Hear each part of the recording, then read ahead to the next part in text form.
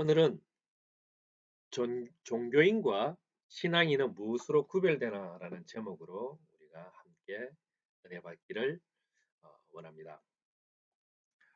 여러분 어릴 때 한국에서 학교 다닐 때 생활기록부라는 게 있었습니다. 지금은 있는지 잘 모르겠습니다. 지금 있는지 잘 모르겠지만 옛날 제가 어렸을 때는 생활기록부라는 것이 있는데 그 생활기록부에 보면 꼭 적는 하나의 란이 있는데 그곳에 보면 종교가 무엇인가라고 물어보는 그 종교란이 있었습니다. 그 종교란에 여러분은 무엇이라 적었습니까? 지금 우리 한국 기독교는 물론 수치가 조금 떨어졌다라고 말을 하고 있지만 그럼에도 불구하고 한국 기독교는 부흥을 하는 것은 분명합니다. 한국에는 한 건물 안에 한 빌딩 안에 교회가 두세 개씩 있다고도 합니다. 또한 저녁 시간만 되면요, 이 빨간색, 하얀색 십자가가 하늘을 뒤덮을 만큼 기독교의 부흥이 이루어졌습니다. 지금 현재 한국의 기독교인의 비율은 약 20.3%라고 합니다. 다시 말해서 5명 중에 1명은 기독교인이다 이런 말입니다.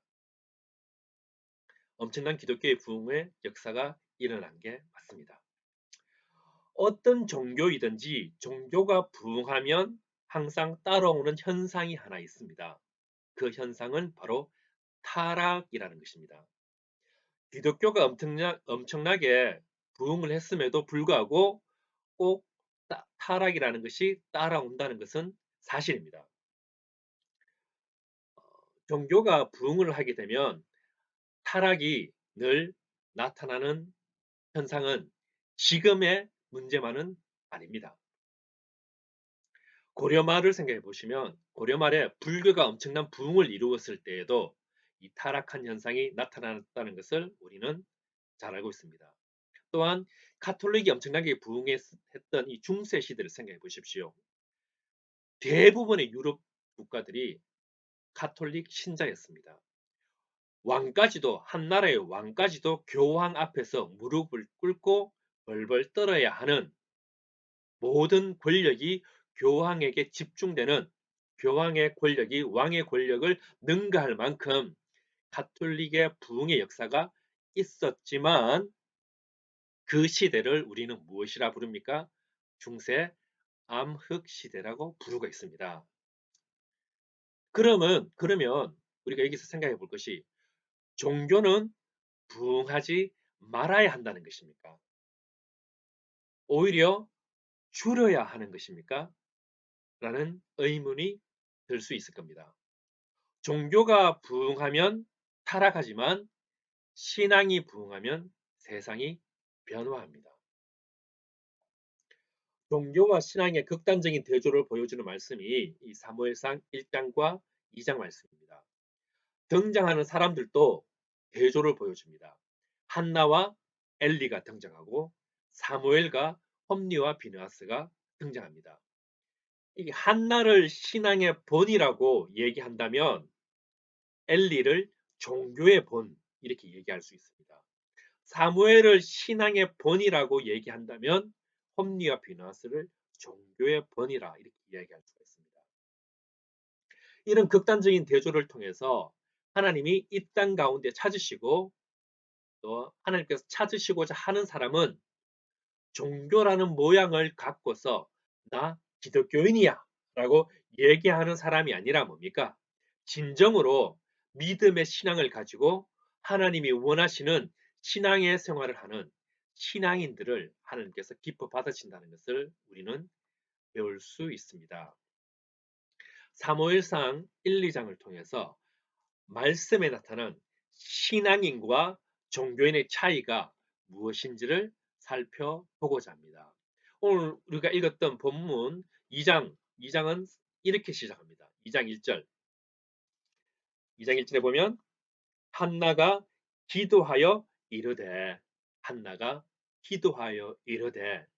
신앙인과 종교인은 기도 생활이 있느냐 없느냐에 따라 구별됩니다.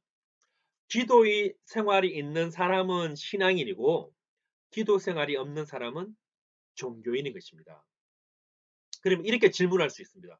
기도 생활은 누구나 다 하는 것 아닙니까? 라고 질문을 던질 수 있습니다. 예, 기도 생활은 누구나 다 있습니다. 예전에 알바니아 선교 갔을 때입니다. 선교팀과 함께 선교를 하고 또 아침에 또 저녁에 함께 모여서 기도를 합니다. 선교를 위하여서, 일정을 위하여서, 건강을 위하여서, 하나님 나라를 위해서 기도를 합니다. 그런데요, 이 알바니아는 무슬림인들이 훨씬 많은 곳입니다. 그곳에서는 하루에 5번씩 사이렌 같은 게 울립니다. 그 사이렌은 기도 시간입니다. 그러면 사람들이 그 자리에서 자리를 펴고 기도를 합니다. 땅바닥에 엎드려서 기도를 시작합니다. 그들도 기도를 합니다. 그러면 그들의 기도는 무엇입니까? 종교인입니까? 신앙인입니까? 그들이 하는 기도는요, 그들이 행위를 하지만 하나님과 직접적으로 만나고 교제하고 함께 나누는 대화의 기도가 아니고 호흡의 기도가 아니고요. 기도 안 하면 불호령이 떨어지니까 죽을 수밖에 없는 두려움 가운데 하는 종교적 행위로 한다는 것입니다. 그것이 무슬림들의 기도고 종교인들의 기도인 것입니다. 4월 23일, 이번 주죠, 그죠? 이번 주 4월 23일부터 5월 23일까지 이 라마단 기간이라고 금식하는 시간을 가집니다. 무슬림들 이야기입니다. 그들이 금식하며 기도하지만 그들이 해야 하기 때문에 또 하지 않으면 몇 사람에게 바로 지탄을 받기 때문에 한다는 것입니다. 종교적인 행위로 어떤 종교이든지 기도는 다 있습니다. 어떤 종교든 기도는 다 있어요. 그런데 그것이 진정으로 하나님 앞에 나누어지는 하나님과 하나님 앞에서 대화가 아니라 의무로 들어지는 것이라면 아무 힘이 없다는 것입니다. 예를 들어 보겠습니다. 부부가 대화를 합니다. 우리 흔히 말하는 경상도 남자들의 특징이 있죠. 퇴근해서 집에 와서 하는 말이 뭡니까? 아는 밥도 자자. 자, 분명히 남편이 자기 부인에게 대화를 했습니다. 아는 밥도 자자. 자, 이게 대화입니까? 우리 자매님들 이것이 대화입니까? 부부가 같이 일을 할 때가 있습니다. 같이 일을 할 때가 있죠. 일을 하면서 하는 말은 여러분 대화입니까? 그것은 대화가 아니라 그것은 업무를 보는 것입니다. 기도도 마찬가지입니다. 내 삶에 기도가 있느냐 없느냐는 내가 하나님 앞에서 주여 하나님 내가 힘든데 시험 좀 잘 보게 해주세요 라고 하는 건 이것은 대화가 아닙니다. 나를 위한 거지 대화가 아니라는 거예요. 대화라는 게 무엇입니까? 대화라는 것. 오늘 아침 일어나서 이 예배를 드리기 전에 아침을 먹는데 와이프와 아이들과 함께 아침을 먹으면서 순간 대화라는 것을 좀 했습니다. 그런데 제가 대화를 잘 못했습니다. 왜냐하면 제가 다른 걸 보고 있었거든요. 그래서 아이들과 와이프로부터 지탄을 좀 받았습니다. 이 대화라는 게 죄송합니다. 여러분 대화라는 게 무엇입니까? 대화. 상대방의 이야기를 들어주고 내 이야기를 전해주면서 함께 호흡하는 게 대화입니다. 물론 오늘 아침에 제가 이 글을 못했어요. 못했습니다. 기도가 하나님과의 대화라면요. 기도가 하나님과의 대화라면 하나님과 나와의 교류하는 시간이 뭡니까? 기도인 겁니다. 오늘 본문 우리가 읽었던 2장 1절 뭐라고 어떻게 기도한다고요? 한나가 기도하며 이르되 한나가 기도하며 이르되 자 이렇게 시작합니다. 그러면 1장은 어떻게 시작했을까요? 1장 한나가 1장에서도 기도로 시작합니다. 한나는요 등장하는 순간부터 퇴장하는 순간까지 뭡니까? 그녀의 입술에는 기도밖에 없었습니다. 그리고 하나님께서 그렇게 같이 대화하시고 또 응답해 주셨습니다. 1장의 한나의 기도는요, 아픔의 기도였습니다. 아픔, 고통의 기도였습니다. 사무엘상 1장 10절 오늘 본문이죠. 제가 읽어드리겠습니다. 한나가 마음이 괴로워서 여호와께 기도하고 통곡하며, 마음이 괴로워서 기도하고 통곡하며, 하나님, 내가 왜 이런 고통을 당해야 합니까? 왜 나에게는 아이가 없어서 이런 핍박을 받아야 합니까? 하는 것이 한나의 기도였습니다. 한나가 울면서 너무너무 기도하고 꼭 술 취한 것처럼 기도하면서 울었다라고 성경 이야기합니다. 그런데 2장에 와보면 한나의 기도가 어떻게 바뀌었습니까? 2장 1절, 오늘 본문 2장 1절에 보면 한나의 기도가 어떻게 바뀌었습니까? 한나가 기도하여 이르되 내 마음이 여호와로 말미암아 즐거워하며 내 뿔이 여호와로 말미암아 높아졌으며 내 입이 내 원수들을 향하여 크게 열렸으니 이는 내가 주의 구원으로 말미암아 기뻐함이니이다. 기도가 어떻게 됐습니까? 완전히 바뀌었습니다. 하나님을 찬송하는 찬송의 시로 바뀌어버린 것입니다. 한나의 기도가 1장에서는요, 고통과 괴로움을 향한 기도였다면 2장에서 들어지는 한나의 기도는 하나님께 들어지는 영광과 기쁨의 기도였습니다. 기도의 모양이 어떻게 했습니까? 바뀌었습니다. 괴로움에서 기쁨으로, 고통에서 영광으로 바뀌었습니다. 변했습니다. 왜 기도의 모양이 변했습니까? 바뀌었습니까? 힘든 상태에서 드려지는 기도와 승리와 기쁨의 기도는 분명히 차이가 있습니다. 그러나 한 가지 동일한 것이 있다면, 그것은 기도 생활이 변하지 않았다는 것입니다. 기도 생활이 변하지 않았다는 거예요. 내가 슬플 때에도, 내가 기쁠 때에도 뭡니까? 기도했다라는 것입니다. 슬플 때에는 슬픔을 가지고 하나님 앞에 가지고 나와서 기도했습니다. 기쁠 때에도 뭡니까? 기쁨을 가지고 하나님 앞에 가지고 나와서 기도했다라는 사실입니다. 여러분, 기도하고 계십니까? 여러분, 진정으로 무릎 꿇고 하나님 앞에 기도하며 나아가고 계십니까? 어떤 사람이 영적인 사람이 되고 싶어서 이제 기도하러 올라갔습니다. 기도를 하러 갔습니다. 기도하는데 사탄이 그 사람한테 옵니다. 그리고 귀에다 속삭입니다. 야, 기도 멈춰라. 그러면 네 아들 옥스포드, 캠브리지 대학 보내줄게. 이렇게 사탄이 속삭이자 이 기도하는 사람이 어떻게 했겠어요? 사탄아 물러가라! 그리고 계속 기도했습니다. 그러자 사탄이 이 사람에 다시 왔습니다. 다시 와서 이렇게 이야기합니다. 이번에 이렇게 속삭입니다. 야, 기도를 멈추면 1밀리언짜리 집을 너에게 줄게. 그래도 이 사람은 욕심을 버리고 기도했습니다. 사탄아 물러가라. 내가 예수 이름으로 명하노니 사탄아 물러갈지어다. 이렇게 기도를 하고 사탄을 물리쳤습니다. 세 번째 사탄이 또 왔습니다. 또 무엇이나 속삭였습니다. 이 말을 속삭이자 이 사람은 더 이상 기도하지 않았습니다. 무엇이라 속삭였을까요?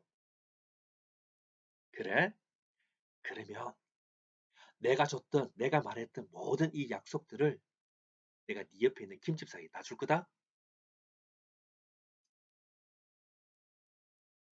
여러분, 종교인의 기도와 신앙인의 기도의 차이를 아십니까? 엘리 제사장은요, 대제사장입니다. 대제사장. 그런데 성경을 보면요, 엘리가 하나님 앞에 기도했다라는 단어가 한 번도 적혀 있지 않다는 사실입니다. 한나는 기도했고 기도했다라고 적혀 있는데 엘리는 기도했다라는 말이 없다는 거예요. 사무엘상 3장 1절에 가면 이런 말씀이 있습니다. 사무엘상 3장 1절 말씀입니다. 읽겠습니다. 아이 사무엘이 엘리 앞에서 여호와를 섬길 때에는 여호와의 말씀이 희귀하여 이상이 흔히 보이지 않았더라.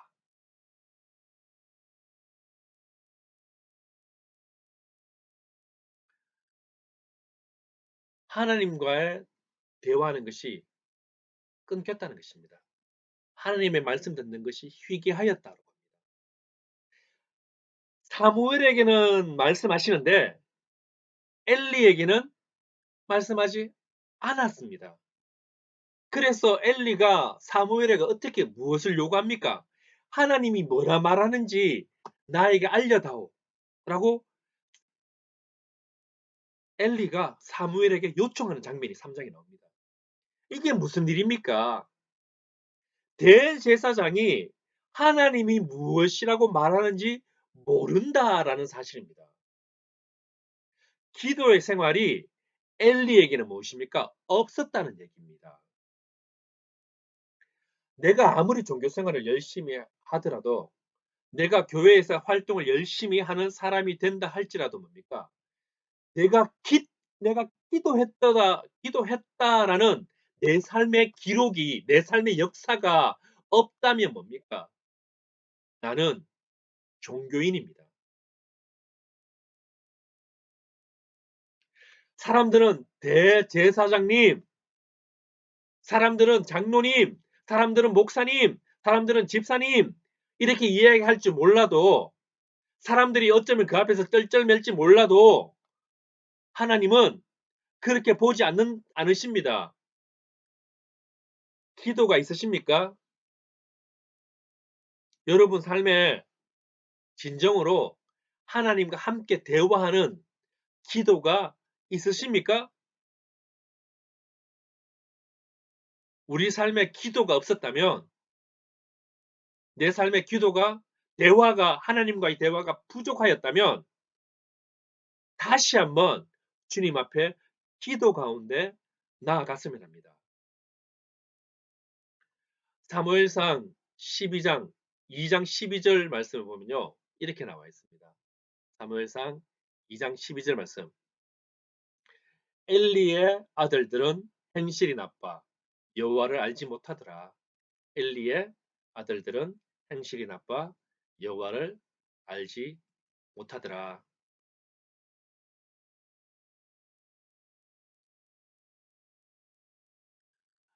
여러분 어릴 때 별명이 있었습니까? 별명. 초등학교 다닐 때는 국민학교 다닐 때는 별명이 뭡니까? 보통 이름 때문에 붙여지는 별명입니다. 이름 때문에. 근데 보통 어떻게 합니까? 사람이 크면 클수록 그 사람의 성격이라든지 혹은 뭐 모습을 통해서 이 별명들을 붙여줍니다.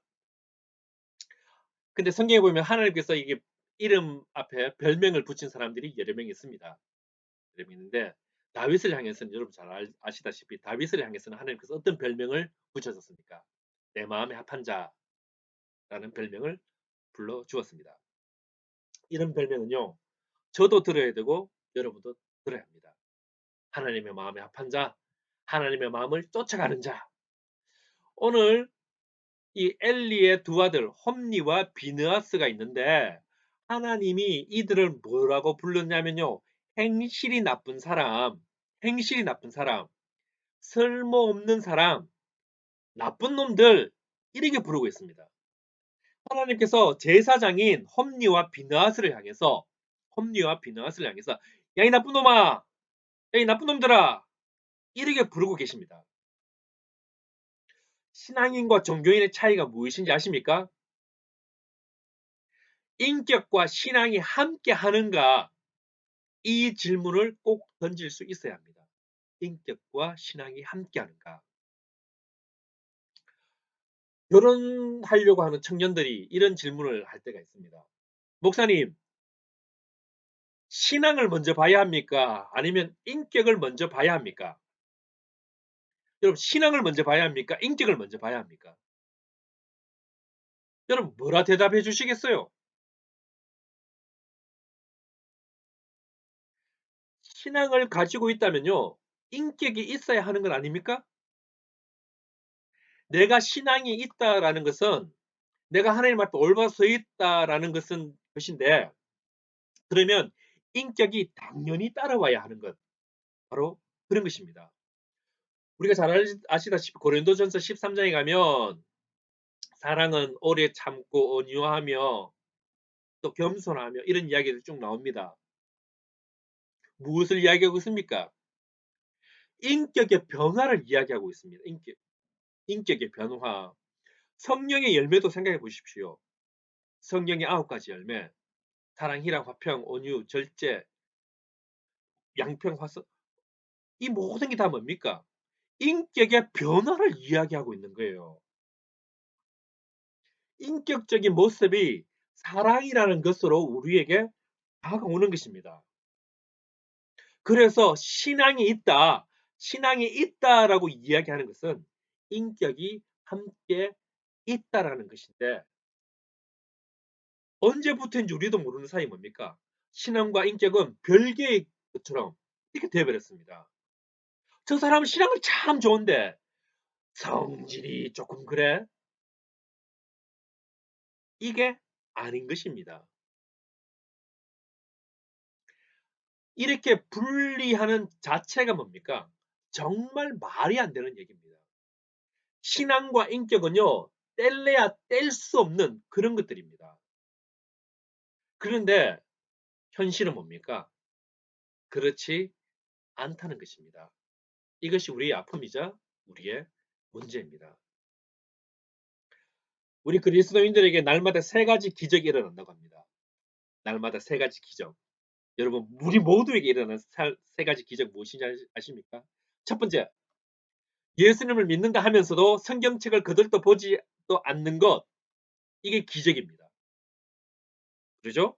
두 번째, 예수님을 사랑한다 하면서 뭡니까? 전도할 생각은 전혀 안 한다는 것. 이것이 두 번째 기적입니다. 그럼 마지막 세 번째 기적은 무엇이겠습니까?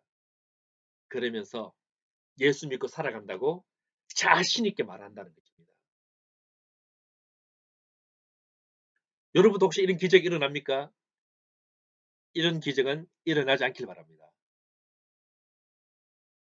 내 삶과 내 신앙의 고백이 동일할 때 뭡니까?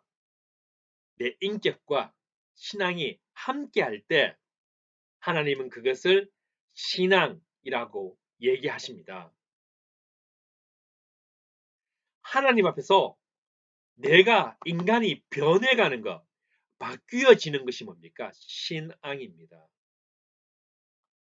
그러나 종교는요, 자기 목적을 성취하기 위해서 신을 달래고 얼레서라도 뭡니까? 신을 변화시키려는 것이 종교입니다. 신을 변화시키려는 것. 신앙은 내가 변화되어야 하는 것이라면 종교는 뭡니까? 신을 변화시키려고 하는 것입니다. 인격과 신앙은요, 떨어질래야 떨어질 수가 없는 것입니다. 참된 신앙은요, 인격을 동반합니다.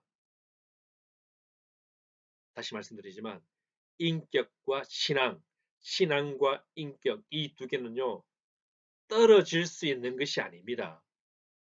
인격과 신앙이 함께 하느냐 아니냐가 신앙인이냐 종교인이냐를 나누는 기준이 되는 것입니다. 말씀을 맺겠습니다. 이 시대에는 하나님께서 여러분들을 찾고 계십니다. 역대하 16장 9절에서는 이렇게 말씀하고 계십니다. 여호와의 눈은 온 땅을 두루 감찰하사 전심으로 자기에게 향하는 자들을 위하여 능력을 베푸시나니 여호와의 눈은 온 땅을 두루 감찰하사 전심으로 자기에게 향하는 자들을 위하여 능력을 베푸시나니. 아멘.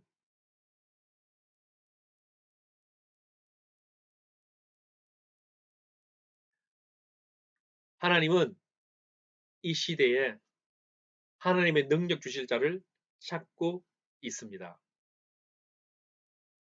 바로 예배 가운데서도 그런 능력 주실 자를 찾고 계십니다. 그런데 종교의 탈을 쓰고 종교 활동을 하면서 종교라는 그런 우상 속에 숨지 마시기 바랍니다.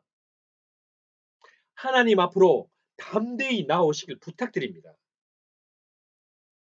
하나님께 나오는 자를 들어서 이 시대에 하나님이 원하시는 귀한 일을 감당하는데 서실 것입니다. 왜 종교의 탈을 쓰고 왜 그런 힘든 종교 생활을 하고 계십니까? 너희가 진리를 알지니 진리가 너희를 자유케 하리라 라고 말씀하셨는데 왜 종교라는 틀 속에 박혀서 답답하고 힘들고 어렵게 살아가십니까? 담대함으로 주님 앞에 나오십시오. 하나님 앞으로 나오십시오. 하나님, 내가 여기 있습니다. 나를 사용해 주십시오. 나를 써 주소서. 이 이사야의 고백처럼 하나님, 나 여기 있습니다. 나 사용해 주십시오. 고백하며 하나님 앞에 담대히 나오시기 바랍니다. 하나님 앞에 믿음으로 나오시길 바랍니다.